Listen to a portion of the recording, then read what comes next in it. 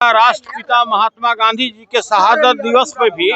जिस तरह गोडसे के लिए माननीय मुख्यमंत्री जी थपड़ी बजा रहे थे, आपको उसी दिन समझ लेना चाहिए था कि अब माननीय मुख्यमंत्री जी की मानसिक स्थिति कैसी है। आपको उसी दिन समझ लेना चाहिए था कि जब विधानमंडल के दोनों सदन में जो उन्होंने महिलाओं के बारे में हम लोगों को अलौकिक ज्ञान दिया था, उस दिन आपको समझ लेना चाहिए था कि अभी उनकी मानसिक स्थिति कैसी है। तो भाई, इसके तहत कोई भी आम व्यक्ति हो या खास व्यक्ति हो, कोई मंत्री हो या संतरी हो, मुख्यमंत्री हो या कोई अदना सा व्यक्ति हो, अगर हमारे राष्ट्रीय गान का कोई अगर अपमान करता है, अगर उसका कोई अपमानित करने का काम करता है, तो पूरे देश में कानून एक है, संविधान एक है, उसके तहत उनके ऊपर में कार्रवाई होना चाहिए और अविलंब उनको अपने मान सम्मान को बचाने के लिए कि अब मेरी मानसिक स्थिति ऐसी नहीं है कि अब हम कहीं भी किसी जगह पर सार्वजनिक स्थल पर जा सके,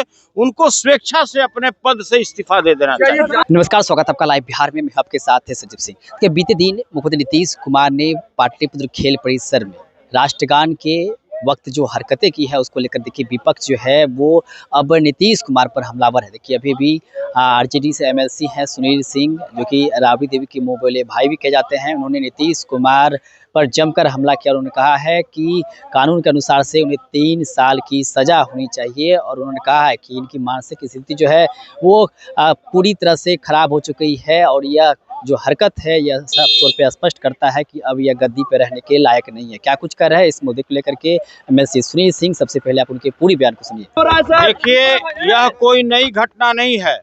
आपने देखा होगा राष्ट्रपिता महात्मा गांधी जी के शहादत दिवस पर भी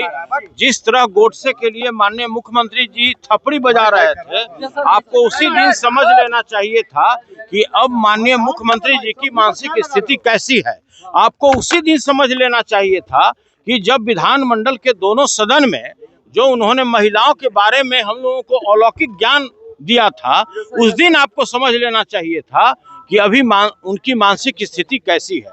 आपको उस दिन समझ लेना चाहिए था कि जो भारतीय जनता पार्टी के बड़े बड़े कद्दावर नेता जिस तरह से लगातार बोल रहे थे कि आज माननीय मुख्यमंत्री जी की जो मानसिक स्थिति है बिल्कुल सही नहीं है और उनको किसी आरोग्यशाला में भर्ती करा देना चाहिए। तो देखिए, जो कानून है आप लोग भी अच्छी तरह से जानते हैं, जो कानून है उसके तहत इनको 3 साल का सजा होना चाहिए, जिसमें स्पष्ट लिखा हुआ है कि prevention of singing of Indian national anthem, और इसमें स्पष्ट दिया हुआ है कि कोई भी व्यक्ति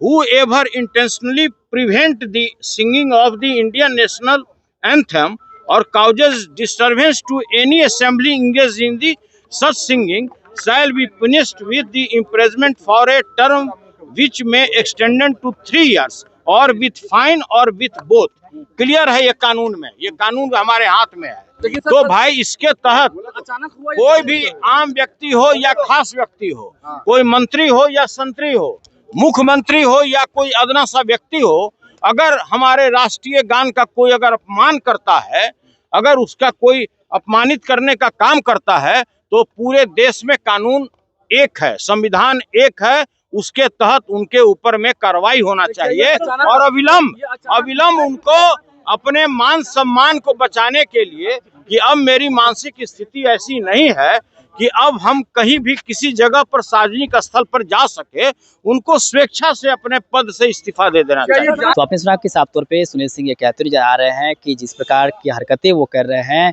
इससे साफ जाहिर होता है कि अब वो गद्दी पर बैठने के लायक नहीं है। साथ ही उन्होंने कहा है कि जो कानून का प्रावधान है उसके अनुसार उन्हें 3 साल की सजा भी होनी चाहिए, उन्हें माफी भी मांगनी चाहिए। क्या कुछ करे तो आप मुद्दे को लेकर के वैसे सुनील सिंह वो आप सुन रहे थे। आप भी अपनी राय प्रतिक्रिया हमें कमेंट बॉक्स के माध्यम दे सकते हैं। तो लाइव बिहार आप सबका बहुत बहुत धन्यवाद।